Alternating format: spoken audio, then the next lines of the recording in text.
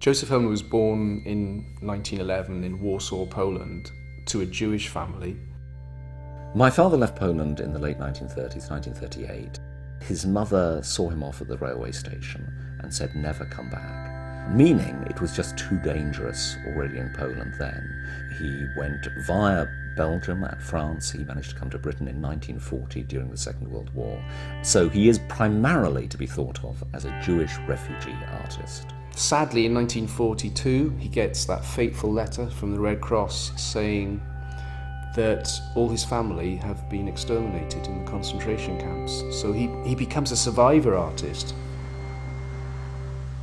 In 1944, in the summer of 1944, my father came to Wales for the first time. It made an enormous impact on him. It was a moment that he wrote about on a number of occasions, and in his memoirs, Related Twilights, he wrote about this visit to the mining village Ystradgynlais in South Wales. Under the bridge, out of a cold shadow, trickled a pool of water which got thinner and thinner as it ran on amidst the dry stones and glittering pebbles. Then, unexpectedly, as though from nowhere, a group of miners stepped onto the bridge.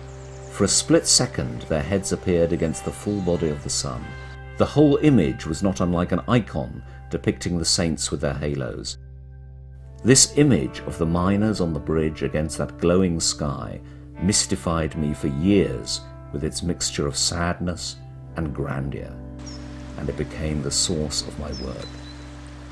You get the image of the Byzantine icon. You get the mixture of the grandeur and the sadness, which is really at the centre of his art for the rest of his life from that moment on. It's this sense of the grandeur of the working man, as in a whole socialist political tradition going back for 100 years, but it's also the sadness of this hard, relentless working life. The motif of the father as cobbler, a man who used his hands in this dignified way to make things, obviously imprinted itself significantly on the young Joseph, and really that was his leitmotif for the rest of his life, really, was the dignity of manual labour, particularly of the male, but not exclusively. But once he comes to Wales, that manifests itself almost magically for him as the South Wales coal miner. I think the impact of Ystradgynlais on Josef Herman was probably the greatest one in his whole career, and he lived to almost 90. He had grown up in a very close-knit community, a working class and very poor community in Poland. And there was real poverty in Ystradgynlais at that time. You know, it was 30s, 40s, all the way up through the 50s. There was a lot of dire poverty, which my mother remembers, children coming to school without having had breakfast, and, you know, coming in summer clothes where they had no winter clothes. And there was a lot of deprivation. But people it was a community. The people were very politically aware. Lots of miners that were communists and socialists and members of the Labour Party. So it is a very strong political bias in the area. And he shared that with the people of the village.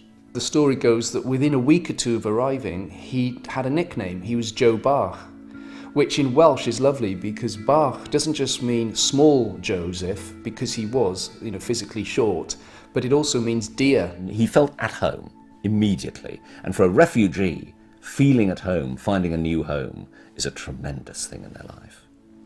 We wanted to absorb everything in the village from early in the morning to late at night.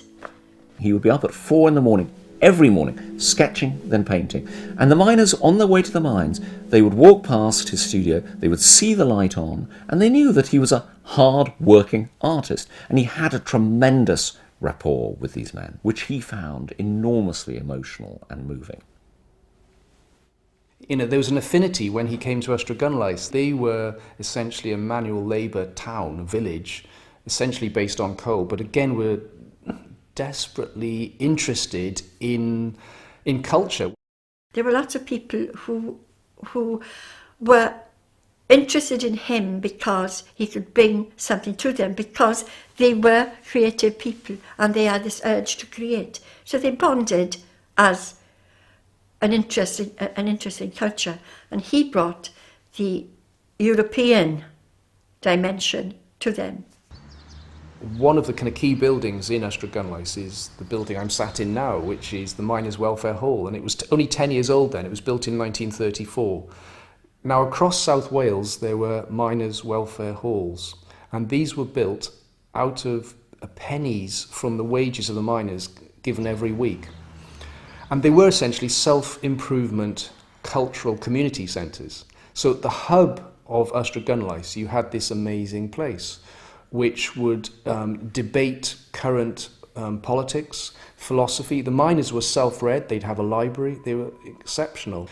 There was this aspirational quality that was here and which he had.